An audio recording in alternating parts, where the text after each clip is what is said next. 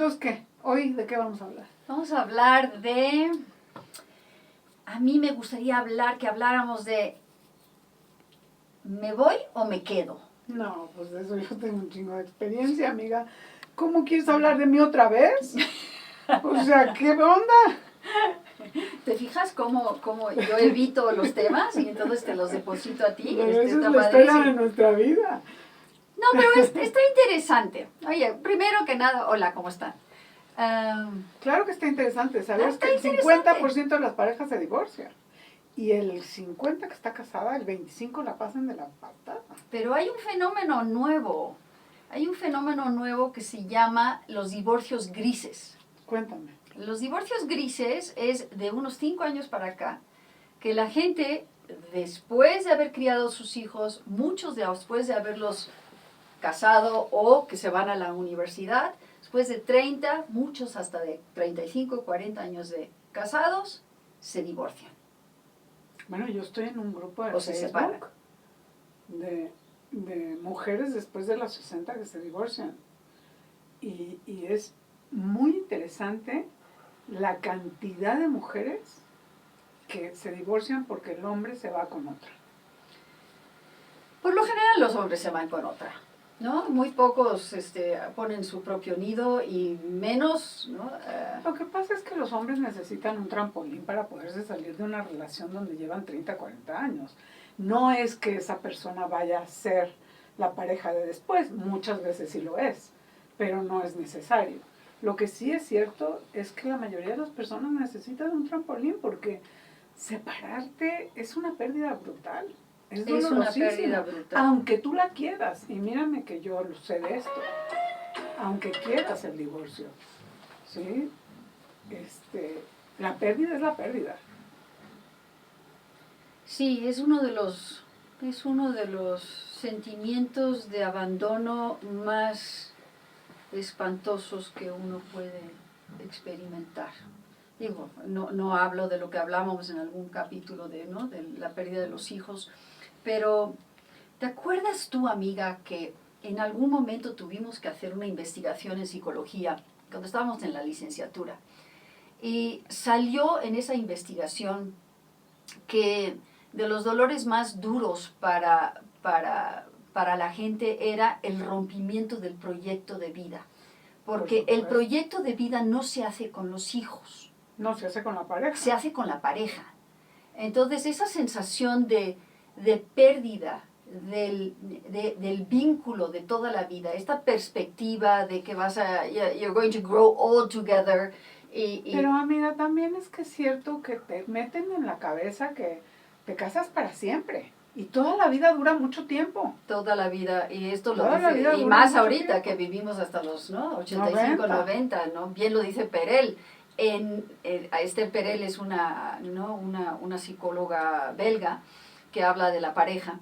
Y entonces ella dice, en la vida se casa uno varias veces, aunque sea con el mismo. Eso estaría buenísimo, si pudieras hacerlo, pero ¿cuántas parejas pueden lograrlo? Esa es la gran dificultad, porque yo me acuerdo cuando estaba viviendo mi primer divorcio, le pregunté a un maestro, ¿te acuerdas de Antonio Santamaría? Claro. Nuestro querido maestro, le dije, prof, dígame, ¿cómo se hace para estar 40 años casado? Me acuerdo, ya era un señor grande, y yo tenía 30, ¿no? Y él ya llevaba 43 años casado, no se me va a olvidar, y me dijo, nada, superando crisis. Las parejas duran porque superan crisis. La pregunta es, ¿cuáles son las crisis que no se superan? ¿Cuáles? ¿Cuáles? La infidelidad puede ser una, pero también muchos la superan, ¿sí? Sí, la mentira puede ser una crisis, pero insisto, o sea, ¿por qué hay parejas que lo superan y hay parejas que no lo superamos? Creo que la muerte de un hijo es un tema interesante en la pareja. Esta parte de no poder, ahí hay dos personas con el mismo dolor, entonces o te une o te destruye. Yo en la consulta he visto muchas veces que las relaciones no se salvan después de la pérdida de un hijo. Es que sabes que otra vez regresamos al tema de la culpa, porque se echan culpas. Y tú le prestaste el coche, y tú le diste el coche y era muy joven, o tú no estuviste con él, o tú no lo acompañaste, o te faltó hacer más. ¿Sí? Sí, proyectas la culpa en el otro. En quien puedas, pero el otro se vuelve la meta, ¿no? O proyectas el dolor y la impotencia y las dificultades. Porque la pareja es un juego de espejos. Es un juego de espejos muy interesante, ¿no? Que yo siempre les digo a mis pacientes cuando están divorciándose y están teniendo problemas, les digo, las relaciones son como madejas de estambre, ¿sí? Están armadas con muchas vueltas muy diferentes, ¿sí? Y necesitas encontrar un hilito. Y tienes que irla desenmarejando poco a poquito. Y así es un vínculo. Sí. Para que un vínculo llegue al divorcio tienes que ir disolviendo poco a poquito. Por eso los divorcios tardan años. Entre que lo empiezas a pensar y entre que lo logras, tardan años. No puede ser una decisión impulsiva. Porque es muy difícil. Estamos unidos por muchos ombligos. El ombligo de los hijos, ¿sí? Económico. El económico. La familia. La religión. Lo político, ¿no? ¿Qué importancia es? Los problemas con las suegras. No, yo creo que vamos, si tuviéramos que hacer una lista de los temas que uno ve en análisis con los pacientes, yo diría que la familia política, vamos, la incompatibilidad de caracteres muchas veces, la violencia es un factor importantísimo para la separación de una pareja. La indiferencia, amiga. La indiferencia, pero la familia política juega un peso muy, muy, cuando estos, ¿no? Cuando las mujeres no se pueden separar de sus padres, o como vemos muchas veces en la comunidad judía, ¿no? El que todos los viernes, todos los sábados hay que comer en casa de los suegros. O en otras religiones que todos los domingos hay que ir a misa y hacer desayuno. O sea, hay tradiciones, ¿sí? Finalmente son tradiciones. Sí. ¿Sí? En donde se juegan luego estas batallas, ¿no? De poder. Son luchas de poder, y cuando hay luchas de poder son luchas de perder. Así les llamo yo. Son luchas de perder. No son luchas, ¿no? Porque nadie gana. Todos perdemos. Sí, todos perdemos. ¿Sí? Todos perdemos. Y cuando te pones a ver la vida, pues no está complicada. Ahora, yo creo que hay otro factor que se da muchísimo, y como estamos hablando justo de esta parte de mujeres arriba de los 55, ¿no? ¿Qué pasa en estos divorcios grises? ¿Qué pasa en estos divorcios en donde hay un proyecto de vida que se ha construido, o bueno, mal construido de repente, y entonces hay una sensación de contigo ya no, porque la sexualidad no es buena, porque no nos reímos, porque no te gustan mis chistes, no te gusta cómo tomo, no te gusta cómo me visto, haces ruidos, hay esta intolerancia que se va, como tú bien dices, va creciendo en cuestión de la irritabilidad que me causas. Pero yo creo que un divorcio, por lo general, es causa de una diferencia en los valores de base, ¿sí? De conceptos tan importantes como el significado del respeto, el respeto es de la confianza, de la seguridad, del amor. Yo digo que hay muchos lenguajes del amor, ¿sí? Hay gente que su lenguaje del amor es el dinero. Y hay para otras personas que el lenguaje del amor es la seguridad. Yo quiero saber que si cuando yo me siento mal, tú estás ahí para mí, ¿sí? Y si me siento bien, y cuando me siento mal, y cuando estoy contenta, y cuando estoy triste, y cuando estoy cansada, estás para mí. Y yo estaré para ti, porque hablamos de reciprocidad. ¿Sí? Sí, hablamos de esta mutualidad, ¿no? esta parte de poder pensar el pensamiento del otro, y no desde un aspecto de clarividente, sino de este aspecto en donde te puedo percibir, te puedo sentir, y únicamente puedes lograr eso cuando amas al otro. Sí, pero hay dos, y estoy de acuerdo contigo, pero hay dos partes en esta intuición. Yo puedo verte que estás triste, pero puedo decidir no preguntarte qué te pasa. Bueno, porque no te quieres involucrar. En esos momentos no te quieres involucrar. Exacto. No pero tengo el amor como para saber o querer saber qué te pasa. Pero ahí es cuando empieza el problema, ¿sí? Porque si yo puedo sentirte, pero no me quiero involucrar, ¿qué te está diciendo eso? Me acuerdo que alguien decía, una de mis pacientes, me decía, pero que una amiga le dijo, ¿pero qué, te quejas mucho? Alto, no, alto. No importa si te quejas mucho, no importa si te apesta la boca en la mañana, no, o sea, no pueden ser esos motivos de divorcio. No, pero sí son como alarmas, ¿no? Son como alarmas. Si ya no me gusta como... Sí, son de estos elementos, exacto, síntomas que te van diciendo, ey, ya no tienes y digo ey por una gran amiga mía que antes me daba mucho miedo cuando lo decía, ya no tanto. Pero... Me acordé de ella, yo también. Tú también te acordaste de ella. Y la verdad, estos elementos que empiezan a irritar, empiezan a dejar huella, ¿no? Como mastica, o como tú dices, como huele. Pero ya cuando llegas a eso, es porque ya hay otras cosas más de fondo. Yo creo que ¿No crees? Sí, pero ya creo cuando que son de estas como cosas... cuando abre los cajones te molesta, no se me va a olvidar. Ya a mí cuando me pasó que abría el cajón y me molestaba, pensé, esto ya está gravísimo. ¿Sí? Pero, ¿no será este el mecanismo de la mente para poder tolerar esa pérdida? Después de una relación donde, como tú dices, compartes un proyecto de vida. ¿Cuántos pretextos necesitamos?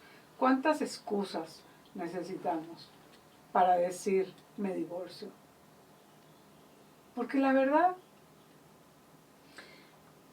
¿te divorcias por qué? ¿Por qué te divorcias? Pues mira, para empezar, yo no creo que decidir divorciarte es un tema fácil de decidir. Digo, tú y yo somos muy distintas en eso, pero no, y no lo digo por otra cosa, sino que... ¿Pero por qué lo dices? Lo digo porque uno de veras, yo creo que yo llevo 43 años con el mismo hombre, que por cierto conocí mi primer día de llegar a México. Y la verdad, no visualizo mi vida sin él. Y claro que hemos tenido nuestros problemas y fuertes, en donde en algún momento, y tú lo sabes, yo pensé, ya no hay solución para esto. Y de alguna manera, todos los de mi alrededor me dijeron, esto ya se acabó, ¿sí? Aquí no hay más. Y nada más no lo podía concebir, no podía concebir el que se hubiese terminado. Y darte cuenta que ambos estamos en una crisis existencial, en donde empiezas a cuestionarte muchas cosas. Yo creo que ahí hay un momento en donde lo más sano tal vez es decir hasta aquí. ¿O no? ¿O no? Vete a ti. ¿Por qué puedes decir está sano o no está sano? No. O sea, a mí lo que me costó fue mi primer divorcio. Uh-huh. Porque es muy difícil cuando te divorcias del papá de tus hijos. A mí me parece que ese es el único divorcio que existe. Los demás son separaciones. Te lo dice alguien con experiencia. Los demás son separaciones. Pero el divorcio, sí. El divorcio que nunca es divorcio, es con el papá de tus hijos. Y digo que nunca es divorcio porque lo vuelves a ver, por lo general, en excepciones como en mi caso, que no lo vuelves a ver jamás, pero en la mayoría de los casos lo vuelves a ver cuando los hijos crecen, y en las graduaciones, y en los cumpleaños, y en las bodas, y en el nacimiento de los nietos, y no te divorcias. Y yo me acuerdo, un amigo mío que tenía una relación bastante mala, con su pareja de 40 años de casados y le pregunté, ¿y por qué no te divorcias? Me dice, porque el divorcio no existe. Yo siempre voy a tener que cuidar de mi esposa. Siempre, porque es una mujer que es la mamá de mis hijos y nunca la voy a dejar. Nunca la voy a dejar desprotegida, nunca la voy a dejar abandonada. Entonces, ¿para qué me divorcio? Mejor tengo relaciones alternas que hacen que mi matrimonio se sostenga como esta casa familiar que recibe, que contiene, que festeja, donde se comparten todas estas cosas y donde la mayoría de las parejas sobreviven por eso, porque cada vez, mientras más dures con alguien, más amarres tienes. ¿Sí? Es muy importante la edad en que tienen tus hijos. Los divorcios grises de los que hablas son parejas que tienen 30 años de casados, donde los hijos tienen 27, 28 años y se empiezan a ir. Y es una crisis. Bueno, yo creo que esas crisis se dan antes. Yo sí estoy hablando de hijos, ahora sí, que los divorcios grises son las de nuestra edad, en donde los hijos ya tienen una vida súper armada, tienen una vida súper armada, no tienen 26, 27 años, tienen... ¿Cómo? Si tienes 30 años de casados, pues ellos tienen 26 años, los hijos. 30 años sí, pero si estamos hablando de nuestra edad, ya tenemos hijos de 35, 40. Bueno, porque tienes 43 años casada. Uh-huh. Eso es lo que pasa, ¿no? Entonces habría que reformular, ¿no? Como el... No, pero lo que voy es, y sería interesante también hablar en ese sentido con los hijos, ¿no? Los hijos adultos, ¿cómo viven la separación de los padres? Yo tengo varios pacientes hoy que son mujeres de mi edad que se están divorciando, pero también hijos de estos, ¿no? ¿De las parejas divorciadas? De las parejas divorciadas. Y hay un común denominador que al principio es, ¿no? Ahora sí que se amontonan alrededor de mamá, porque sí hacen como esta contención de mamá, porque la mayoría de los casos es los señores que se van. Pero, que se van con alguien más. Que se van con alguien más. Pero estos hijos, sobre todo, lo que pasa luego es esto de híjole, ¿y ahora qué voy a hacer con el paquetito? ¿Pero cuál paquete? No, bueno, pero eso lo piensan ellos. Lo que pasa es que tienen que dividir afectos, y eso es lo que creen, que tienen que dividir afectos. Uh-huh. ¿No? Mira, yo creo que la dificultad con los hijos y el divorcio tiene que ver más, o pasa más, no sé, corrígeme si crees que no estoy en lo correcto, pasa más por sus propias vidas. ¿Sí? Pasa más por esta idea y esta fantasía y esta necesidad de ver todo como que no pasó. Y esta dificultad que tienen los hijos de vernos como personas. Eso es un punto importantísimo. Yo creo que ahí está el meollo del asunto. Y eso es lo que a mí más me duele, ¿sabes? Me duele no poderlo... Bueno, yo creo que lo vi cuando mi mamá ya era bastante mayor, que la pude ver como mujer, pero me hubiera gustado verla antes como mujer. Sí. ¿Sabes? Me hubiera gustado verla antes. Y la hubiera entendido desde otro lugar. Sí, pero ahí tiene, se quedó 50 y tantos años, tuvieron muchas crisis, casada con el hombre que le escogieron, ¿sí? Como muchos matrimonios arreglados hay, ¿sí? Donde se fueron enamorando y fueron creando vínculos y lazos importantísimos. Y cómo, ahorita que dices eso, estoy pensando también en cómo uno evita a partir de...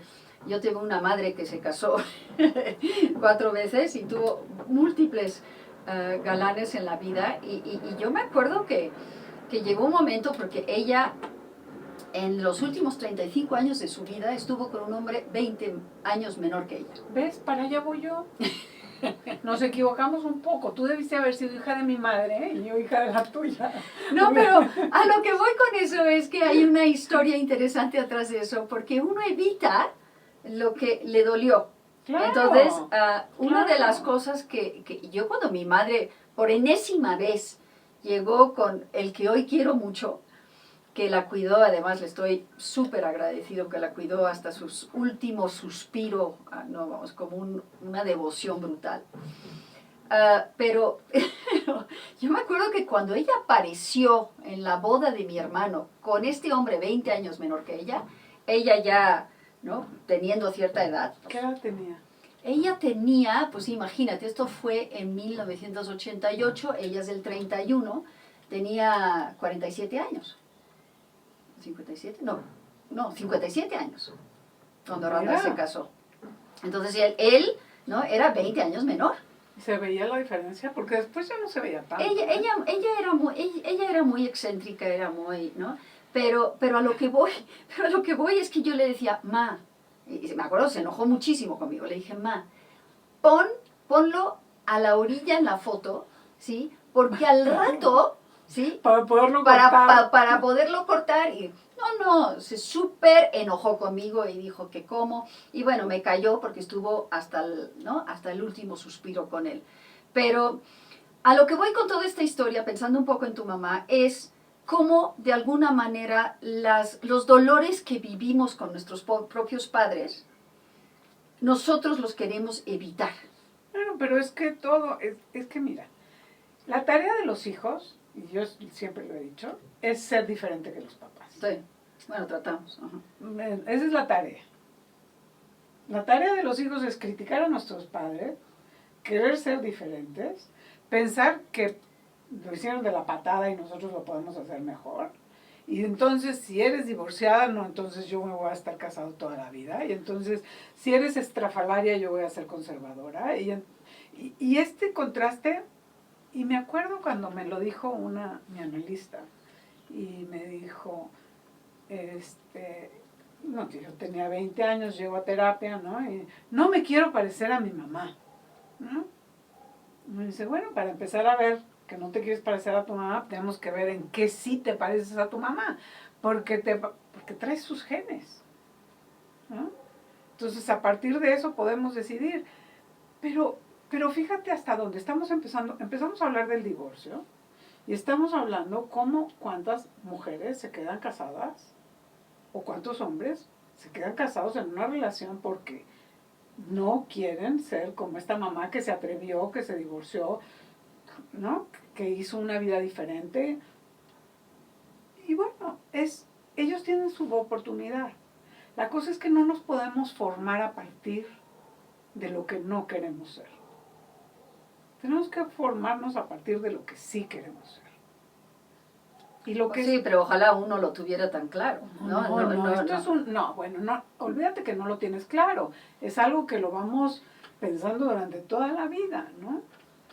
Pero el divorcio, tenemos que quitarle ya el estigma, amiga. No. O sea, estoy totalmente de acuerdo contigo.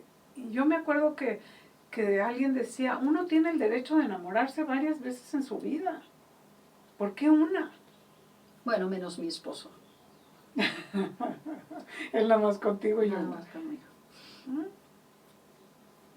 No, pero vamos, yo creo que uno no puede evitar de repente enamorarse de alguien más. Porque ese alguien más, ¿no? Ahora sí que te suspira una sensación de novedad. Pues sí, pero como les digo a todos, a los 2 meses. Sí. A los 2 meses. Ay, se sí, acaba el fairy tale. Yo tengo... Como me dijo el otro día un señor en terapia pareja, no me dijo, se voltea y dice, es que haber estado casado contigo de veras ha sido un cuento de hadas, nada más que tú eres el dragón. ¿De verdad? Así le dijo. Y la otra, bueno, se puso dragón. Pero esto, ya sabes, se puso dragón, pero estos elementos tan puntuales que te hacen verdaderamente cuestionarte en la relación con el otro, eso me parece que luego es difícil. Es difícil. Mira, es que es muy complejo. Por un lado, nunca te conoces más que estando con otra persona. Nadie te conoce más que tu esposo. Nadie. Primero, bueno, tus hijos. por supuesto que tus hijos. Hasta un punto, porque nunca te conocen como mujer o como hombre. Te conoces como madre, ¿no? Te conocen. Pero en la familia es como somos. Y te conocen entre comillas, porque yo creo que los hijos de repente uno sí tiende a evitarles dolor. Yo me acuerdo que mi hija mayor, Vania, me dijo una vez, dice, ¿cómo quieres que pelee con mi marido si tú y mi papá nunca se peleaban enfrente de mí?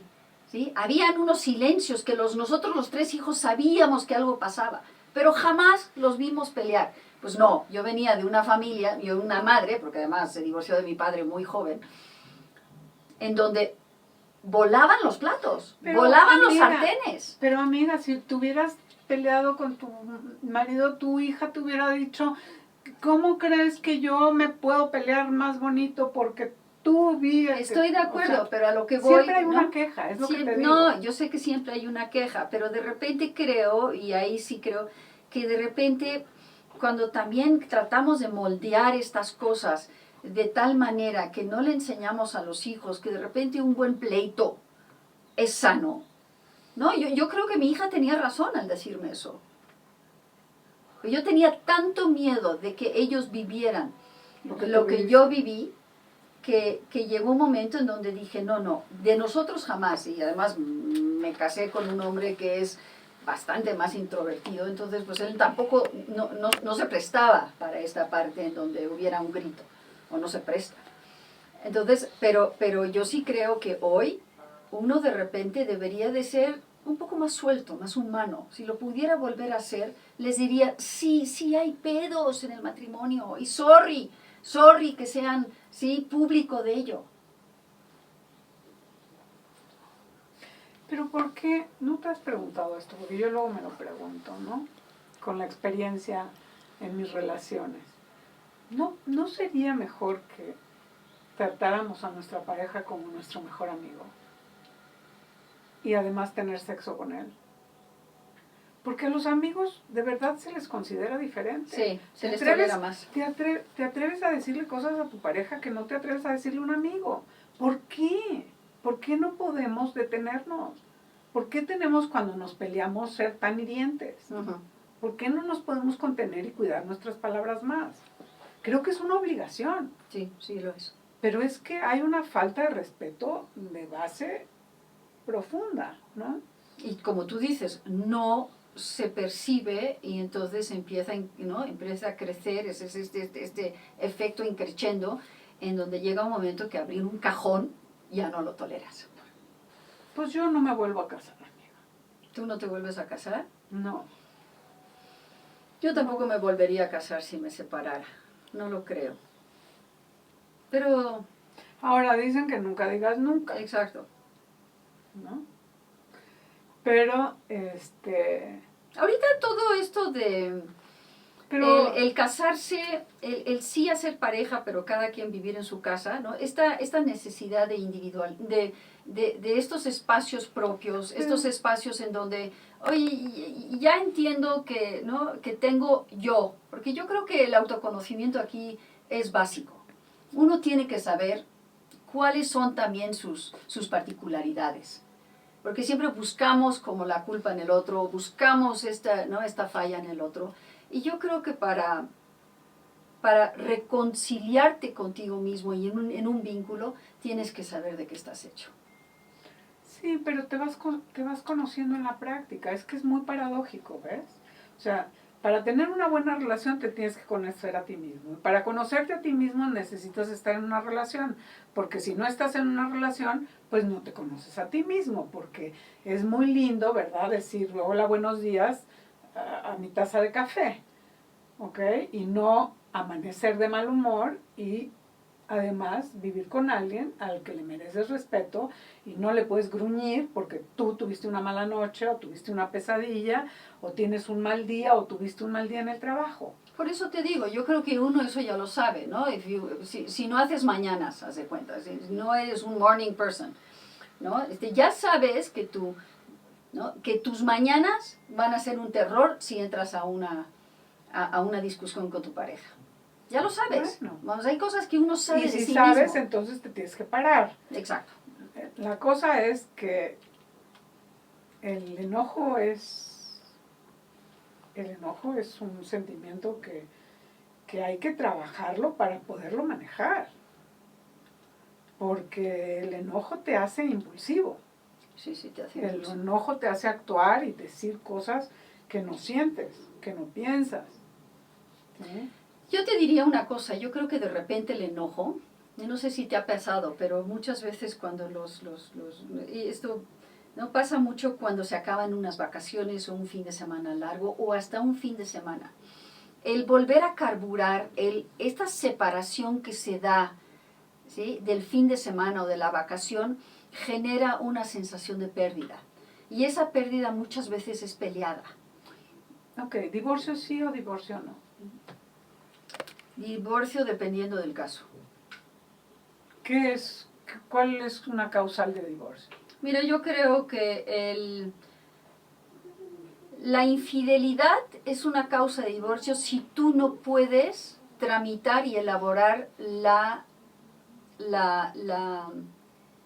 sensación de haber sido traicionado. Tiene que haber un nivel de amor que compense la sensación de deslealtad y con la que puedas seguir construyendo.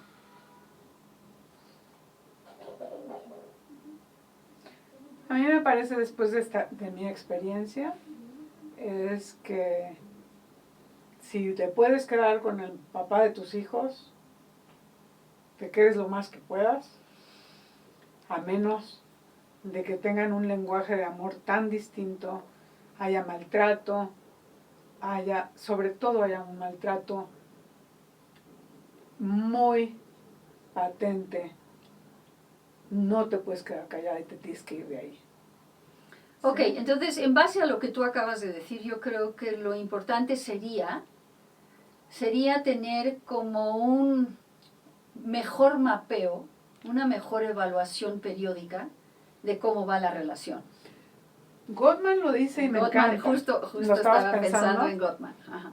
Gottman es esta pareja que hablan de terapia de pareja y hablan de los elementos que se requieren para mantenerse casado. Uno es el beso de los 6 segundos o 6 minutos. No, sí. ¿Bajo el agua o cómo? Ahí depende del No, yo creo que 6 modelito. segundos, ¿verdad? El beso. Pero hay otra cosa que es cuando muestras desprecio. La crítica, La crítica y el desprecio son dos elementos presentes en una relación que se ha comprobado que cuando hay esos dos elementos, la pareja se acaba. Sí. ¿Ok? No te puedes armar. Por eso regreso y digo, si hubiera mejores bases del respeto, si nos enseñaran mejor de lo que se necesita para respetar al otro, respetándote a ti mismo, por supuesto. ¿Cómo puedes aprender a decir lo mismo sin lastimar al otro? ¿Cómo puedes evitar criticarlo? No debemos de criticar a la otra persona, perdón, pero no debemos. Porque cada quien tiene sus motivos y sus razones. ¿Por qué? Pues y por eso estamos aquí haciendo este podcast. Porque estamos cansadas de eso. Estamos cansadas de que nos digan los demás qué hacer. Cuando nadie sabemos y podemos decirle al otro qué hacer. No, exacto. No podemos decirle al otro qué hacer, pero lo que sí podemos es decir, a ver, esta es la manera en la que yo siento ser merecedora de un trato. El amor, el respeto, el cuidado, la dignificación de la otra persona. En cuestión de no hables mal de tu pareja con otros.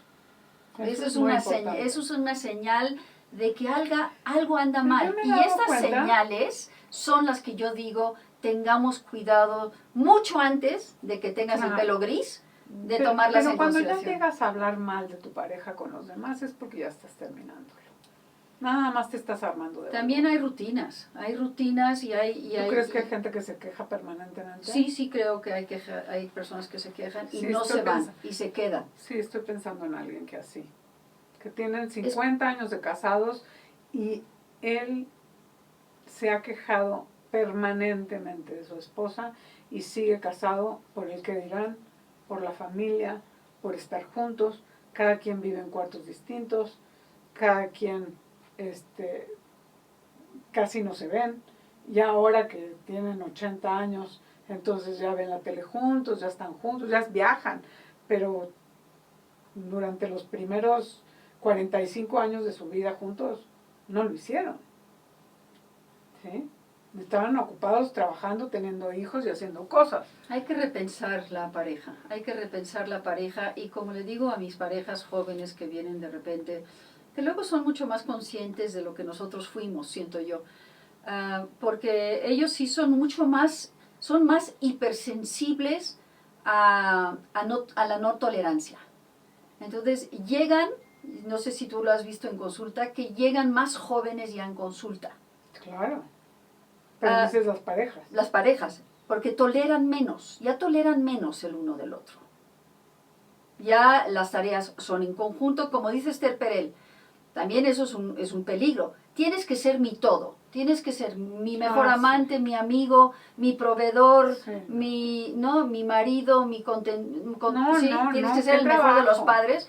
Y es una exigencia brutal. Que tú desde así como, a ver, yo me acuerdo que cuando nacieron mis hijos y mi marido se tenía que ir a trabajar, yo le decía, tú no te despiertes, no tiene caso que mañana los dos andemos de zombie. Hoy el trabajo es te levantas conmigo y si tienes que trabajar mañana, me vale un cacahuate. Porque también las mujeres trabajan. No siempre, pero hay pero sí hay esa exigencia de que los hombres trabajen. De una igualdad distinta, hay ¿sí? Tú vas al mundo de los adultos, tú vas a tener conversaciones, yo estoy inmersa en el mundo de del lenguaje infantil y quiero que en la noche estés conmigo. Vamos, no digo que esté mal, lo que digo es que hay menos, hay una equidad que se busca que son de distintos índoles que la nuestra, de nuestra época. La verdad es que las relaciones son muy complejas y el divorcio es algo complejísimo, dificilísimo de tomar la decisión. Insisto, sobre todo cuando es el papá de tus hijos, creo que después no se le debería de llamar divorcio, solamente son relaciones largas que no sirvieron, que no funcionaron, ¿sí? que tuvieron una fecha de vencimiento, de inicio y final, ¿sí? El papá de tus hijos es otra cosa, ¿sí? Es otra cosa porque ahí sí hay proyecto de vida, es cierto. Ahí sí hay mucha esperanza, Sí, hay más pegamento, ¿no? Hay más pegamento emocional que te une al proyecto. Pero bueno, la mayoría de las personas, de las parejas tienen hijos, entonces, sí, esas también fracasan. Pues el 50%. Sí, pero bueno, habría que repensarlo. Yo creo que este tema da para muchísimo. Hay que seguirlo pensando. ¿El divorcio sí o no? El divorcio no. ¿No? Demasiado malo para quedarme, demasiado bueno para irme. Es esta ambivalencia, me quedo o me voy. ¿Qué hay? ¿No? Porque las angustias que hay en las personas después del divorcio es brutal. Habría que hablar un poco más de eso. Siempre es pérdida. Siempre es pérdida. Así lo odies, lo detestes, sea un cabrón, sea un infiel, sea un violento. Me acaba de llegar una paciente hace un rato que ella pidió el divorcio en Estados Unidos con que una persona, en Texas, con que una de las personas de los dos quiera divorciarse, se da el divorcio. No importa si el otro quiere o no quiere, es irrelevante. Tú vas y te quieres divorciar, te divorcias, a él le llega tú vas, pides tu divorcio, a él le llega una notificación, tu esposa pidió el divorcio, y a ver qué haces, ¿no? Entonces él tiene dos opciones, o contestar la demanda de divorcio diciendo, si está bien, divorciémonos, o no contestar la demanda del divorcio. Esta mujer manda su demanda y él decide no contestar. Y entonces, como no contestó, al año exactamente le dieron el divorcio y a ella le llega la notificación de que está divorciada. Y él no sabe. ¿Okay? ¿Por qué se divorcia? ¿Por qué pide el divorcio de ella? Porque él abusaba físicamente de ella. ¿Sí? Se enojaba, se ponía muy violento. Pero ella me dice que lo extraña. Y lo extraña y quiere regresar con él. Habrá que hablar de perversiones. Es todo un tema. Pero lo difícil. Lo difícil. Es lo que digo, lo Quedar difícil. atrapado en estos círculos como... Sí, pero entonces ella me decía, y como él no sabe y está viviendo en la casa de la pareja, pues yo quiero empezar otra vez y ya hablamos de empezar a salir, pero no sé si decirle que ya estamos divorciados o no.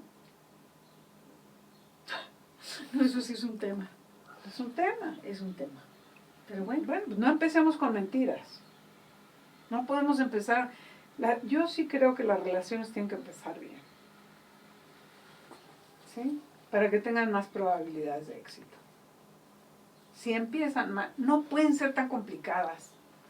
De verdad no pueden ser tan complicadas, y menos al principio. No, eso Sí. es Ya cuando me vienen, no sé si a ti te llegan mucho parejas, pero a mí me llegan parejas que son novios, a terapia de pareja. Y uno se pregunta, ¿pero para qué, chicos? De verdad, ¿para qué? ¿Para qué? Bueno, porque también creo que hay conflictos o hay elementos que tienen que ser hablados. No necesariamente Estoy de es acuerdo. un índice, un índice de divorcio a futuro, pero prefiero que vengan de jóvenes a hablar de lo que no están pudiendo tramitar, en vez de meterlo al cajón, volvemos al cajón, No, yo en vez estoy de de acuerdo. meterlo al cajón y no abrirlo hasta 50 años Pero mira, después. yo creo que la terapia antes tendría que ser para hablar del dinero, cosa que nunca hablamos, Ya hablaremos. pero hay que hablar del dinero con la pareja, Sin duda. hay que hablar de la educación de los hijos, hay que hablar de la religión, hay que hablar de las familias políticas. Hay temas que hay que trabajar. Sí. Y dime tú cuántas parejas se casan por primera vez y hablan de esos temas. No, ya no digo de la sexualidad. Tienen que tener sexo antes del matrimonio. No, depende a quién le preguntes. Bueno, yo creo que ya estamos entrando a temas que son para el rato. para futuros pláticas. Ok, entonces de sexo no. Calladitas no. Calladitas no, sexo Pues, ¿qué no. vamos? ¿Cómo? Calladitas no. No. Ok. Ok.